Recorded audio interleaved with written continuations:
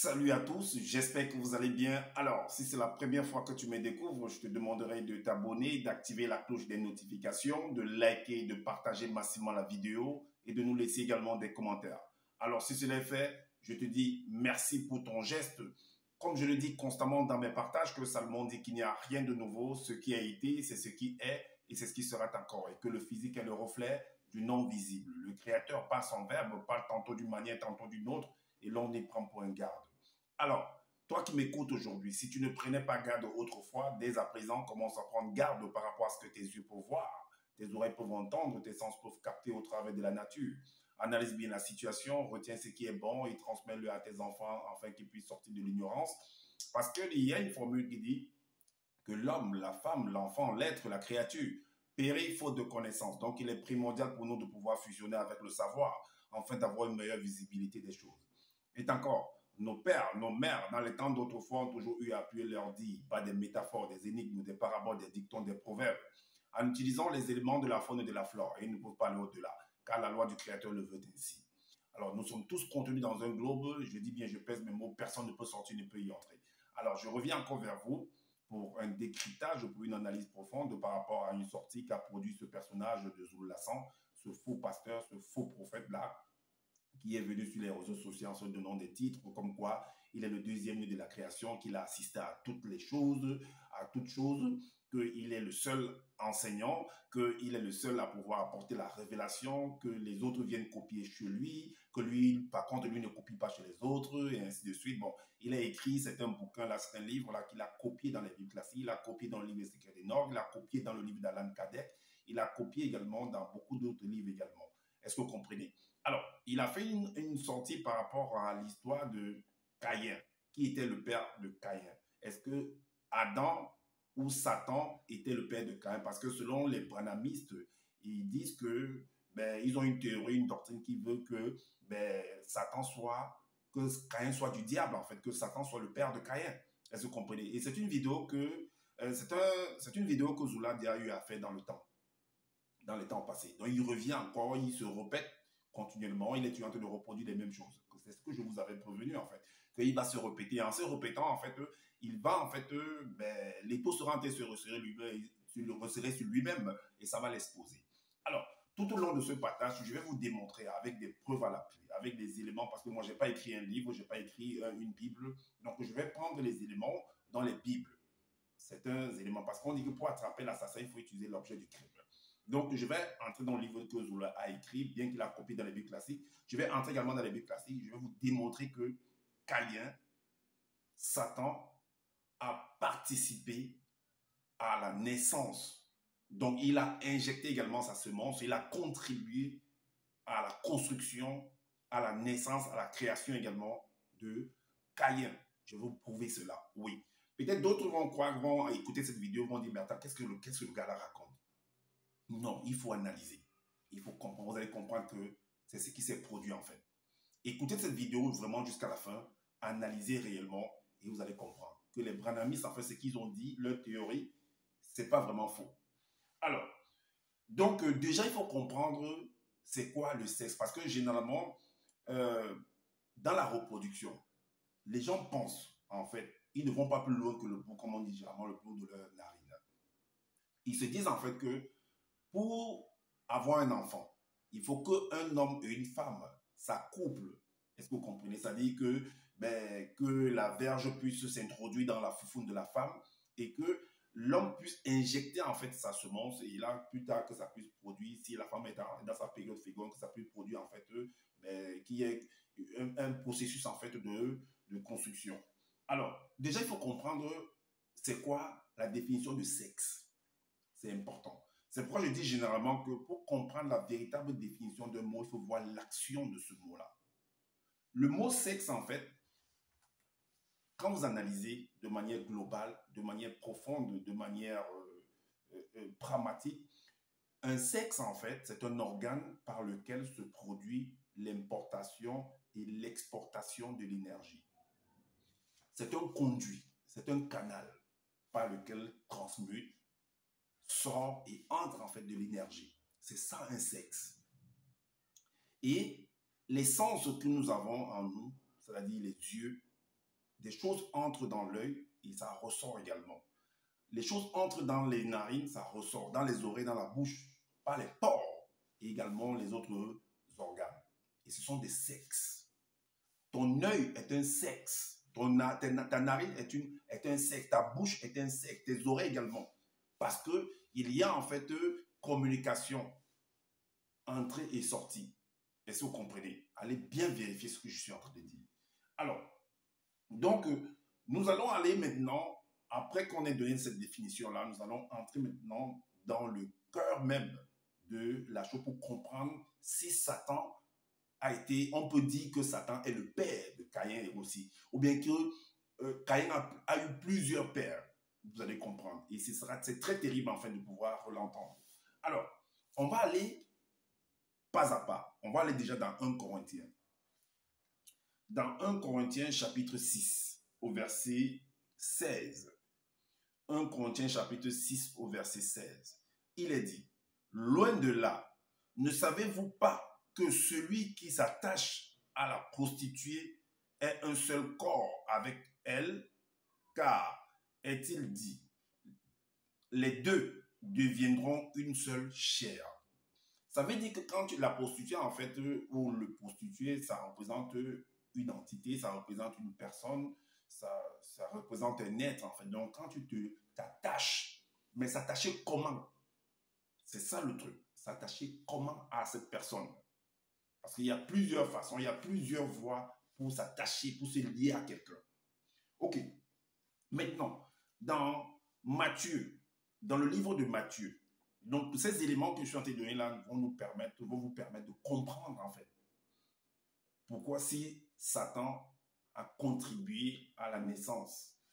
Dans le livre de Matthieu, chapitre 5 au verset 28, il est dit, mais moi je vous dis que quiconque regarde une femme pour la convoiter a déjà commis un adultère avec elle dans son cœur. Quiconque regarde, c'est avec les yeux. Quand tu vas regarder une femme, mais comment est-ce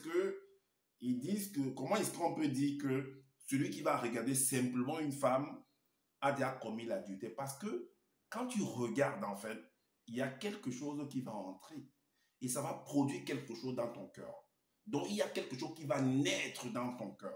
Et ce qui entre au travers de tes yeux, là, c'est ce qu'on appelle la parole, la semence, le verbe, une nourriture, une hormone, une énergie, une vitamine. Ça entre par tes yeux et ça réjouit ton cœur. Ça réjouit ton cœur parce que il y aura une conception qui va se produire. Est-ce que vous comprenez? Voilà pourquoi il est dit dans le livre de Proverbes. Proverbes chapitre 15 au verset 30. Proverbe 15 au verset 30, il est dit, ce qui plaît aux yeux réjouit le cœur. Une bonne nouvelle fortifie les membres. Ce qui plaît aux yeux réjouit le cœur. Parce qu'il a observé une femme. Il a observé une femme. Il a observé un être. Et ça a créé quelque chose. Ça a ému son être. Ça a généré quelque chose en soi. Est-ce que vous comprenez? C'est très très important ce processus-là. Alors, dans Matthieu chapitre 4, au verset 4, il est dit, Matthieu 4, 4, il est dit, Jésus répondit, il est écrit 2 points, l'homme ne vivra pas. Parce que pour ceux qui vont par exemple vouloir dire que non, il faut peut-être, parce que ce que tu manges en fait, c'est de l'énergie. La nourriture, que ce soit du pain, que ce soit du macabo, la patate douce, tout ça, la pomme, les fruits que tu les mandailles, les clémentines, c'est de l'énergie qui entre en toi. Et ça produit quelque chose en toi. Ça contribue à produire en fait ta semence en fait. Oui. Alors voilà pourquoi il est dit ici que Jésus répondit, il n'est écrit, l'homme ne vivra pas de pain seulement, mais de toute parole qui sort de la bouche de Dieu. De toute parole qui sort de la bouche de Dieu. Et nous savons que dans Psaume 82 au verset 6, j'avais dit, vous êtes des dieux. C'est écrit, c'est pas moi qui ai inventé ça. Je prends les éléments qui sont dans les Bibles classiques pour pouvoir vous exposer, afin que vous puissiez également comprendre où est-ce qu'on va, où on va aboutir en fait. Voilà, c'est une sorte de démonstration. Donc, l'homme ne vivra pas seulement de pain, mais la parole. Dans la parole entre, ça va produire quelque chose en toi. Et la parole, c'est ce qui, ça passe également par les yeux. Ça passe par les sens, en fait. C'est pourquoi je dis que nos pères, c'est pourquoi on dit que nos pères, en fait, ont toujours eu à appuyer leur dire par des métaphores, des énigmes, et parce qu'ils ont observé quelque chose. Est-ce que vous comprenez? Ils ont observé et ils reproduisent cela. Donc, quand quelque chose entre, ça va ressortir en toi. Et ça va ressortir sous une autre forme. Ça entre sous une forme et ça ressort sous une autre forme. Et c'est ça qui permet de pouvoir produire. Donc, il y a des productions et des productions. Ok, donc l'homme ne vivra pas seulement de pain seulement, mais de toute parole qui sort de la bouche. Donc, ça veut dire que ma parole qui sort de ma bouche, là, qui entre en toi, que tu captes là, que tu es en train de capter là, c'est une nourriture qui entre en toi. C'est une semence qui entre en toi. C'est le verbe qui entre en toi. Est-ce que vous comprenez? Et ça va produire quelque chose en toi. Plus tard, qui va ressortir. Ok. Maintenant, on va aller dans le livre de ce monsieur, de Zola, qu'il a écrit, bien qu'il a copié ça un peu de partout. Alors, on va aller dans le livre de 1 roi. On va aller dans le livre de 1 roi. Chapitre 31 au verset 26. En parlant, là, Zola parle de Satan, en fait. Il est dit là que, alors, au verset 26, ça s'adresse à Satan selon Zola. Donc, à Satan, à l'esprit mauvais. Voici ce que Zola dit. Je sortirai d'ici, dit-il. Je mettrai mes paroles. Dans Matthieu 4, il est dit, l'homme ne vivra pas seulement de pain, ne vivra pas de pain seulement, mais de toute parole qui sort de la bouche de Dieu. Psaume 82, verset 6, j'avais dit, vous êtes des dieux. Donc des êtres sont des dieux en fait.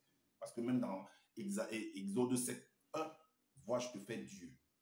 Alors, je sortirai d'ici, dit-il, je mettrai mes paroles mystificatrices dans la conscience et la bouche des faux prophètes. Mais les prophètes, en fait, ou faux prophètes, peu importe le terme qu'on va utiliser, ça s'adresse aux êtres humains, aux créatures, en gros.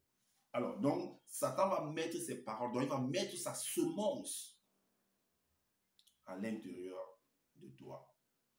Alors, dans Origine, vous allez voir ce que représente la parole. Puisqu'il va mettre ses paroles mystificatrices, vous allez comprendre que c'est aussi une semence. Dans Origine chapitre 1, parce que l'homme, la créature, reproduit la création. Dans Origine chapitre 1 au verset 11, c'est ce que Zola écrit. L'aube à pas la manifestation de sa volonté ordonna et sa parole vivifiante entra dans le sein de la terre.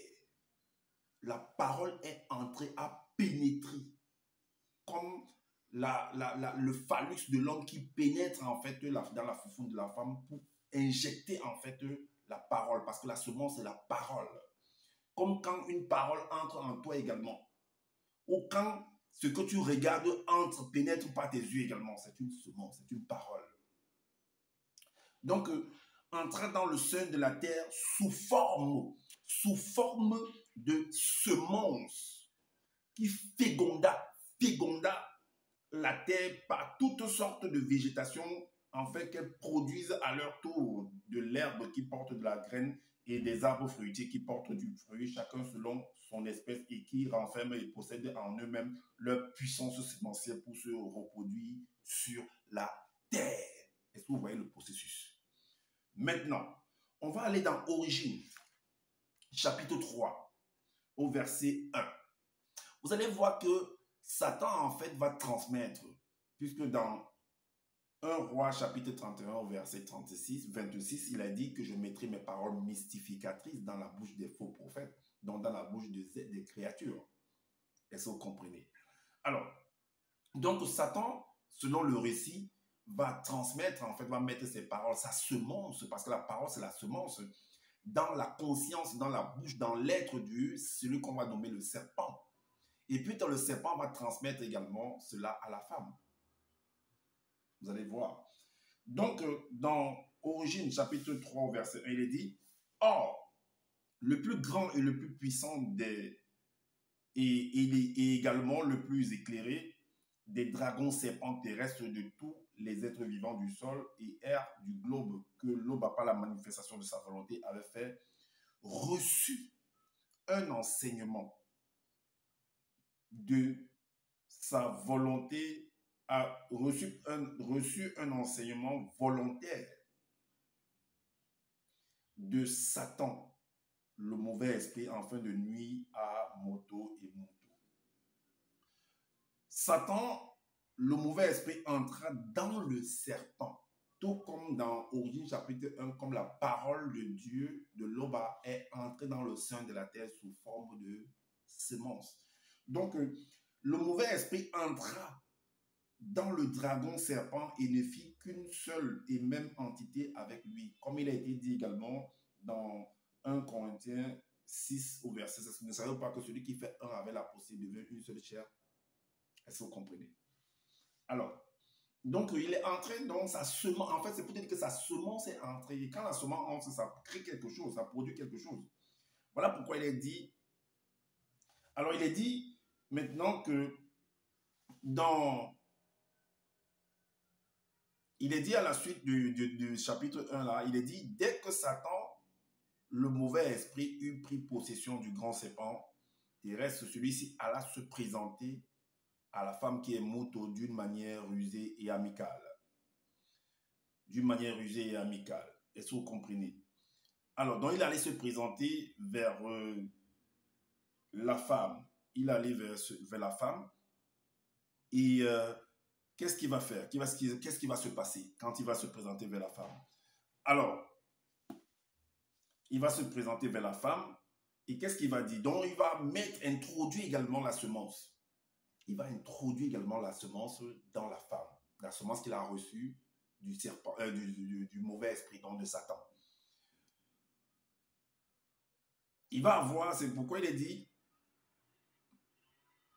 ici que le grand serpent, non, avant d'arriver là-bas, on va lire d'abord, donc il allait se présenter, on va aller dans le livre de Job 4 au verset 8. Job 4 au verset 8. Job 4, verset 8, il est dit, une parole est arrivée futulement jusqu'à moi, oui, une révélation secrète est, et mon oreille en a recueilli les sons légers. Donc une parole, donc pas les oreilles, c'est la semence. La parole, c'est la semence qui est entrée. C'est ce qui est écrit dans le livre de Zoula. Maintenant, on revient encore dans Origine chapitre 3, mais au verset 6.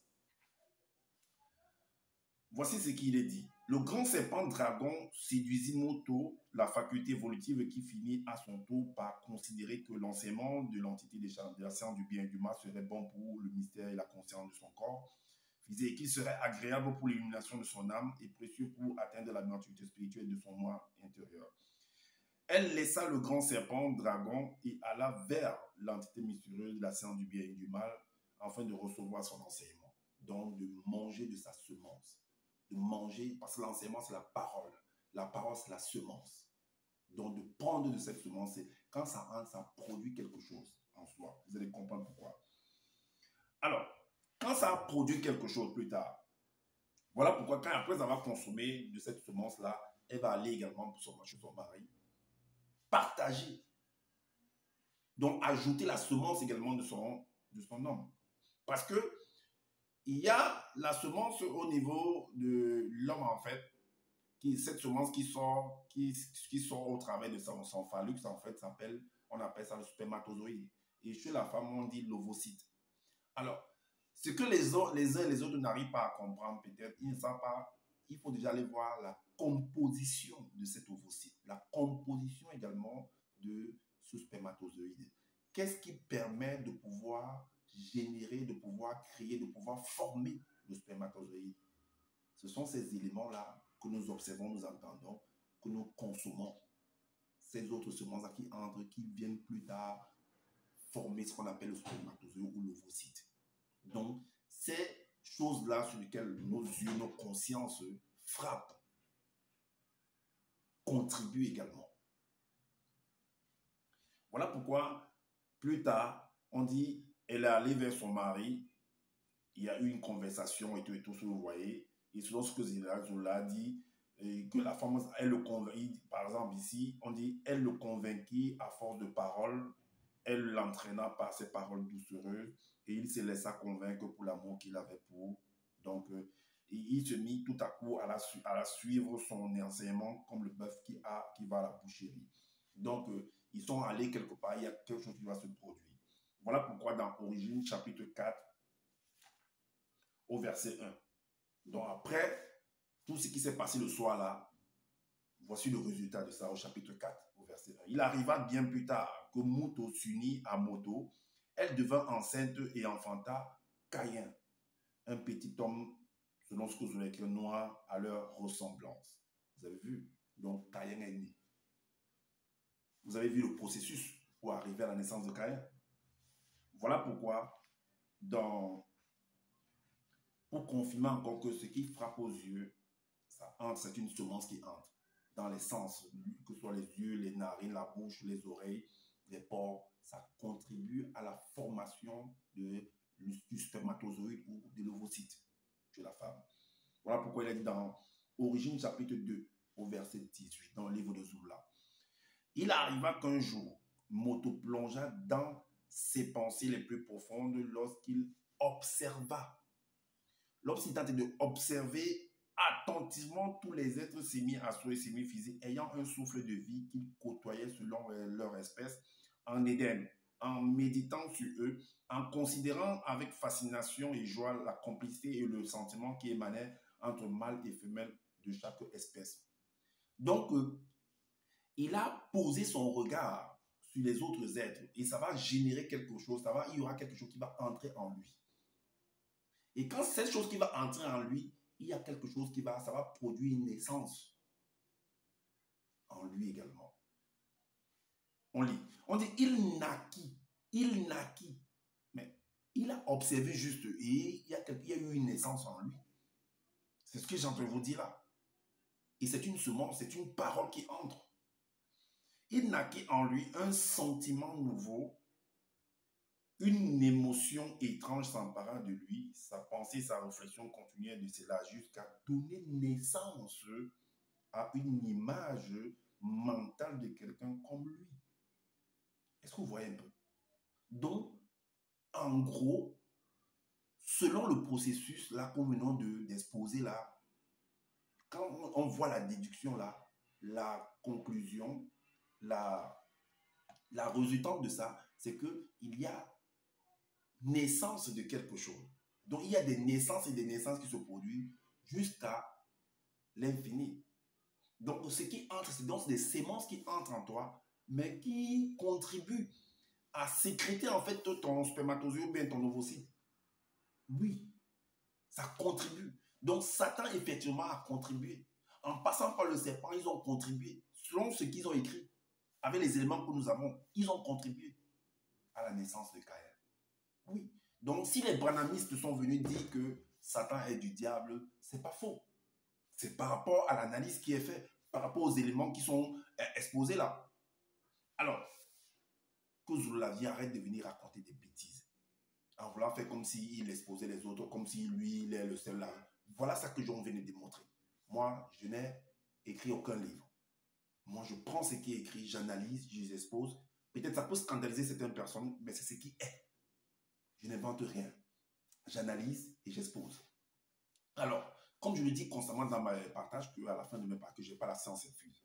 Si vous trouvez qu'il y a des manquements par rapport à ce que je viens de dire, dites-nous en commentaire, sinon faites des vidéos pour pouvoir éclairer les uns et les autres. Et également, abonnez-vous à ma chaîne, activez la cloche des notifications, likez, partagez massivement la vidéo. Et voilà, prenez soin de votre famille, prenez soin de votre santé, car c'est important pour le combat futur. Je vous dis à bientôt pour une prochaine vidéo. Ciao.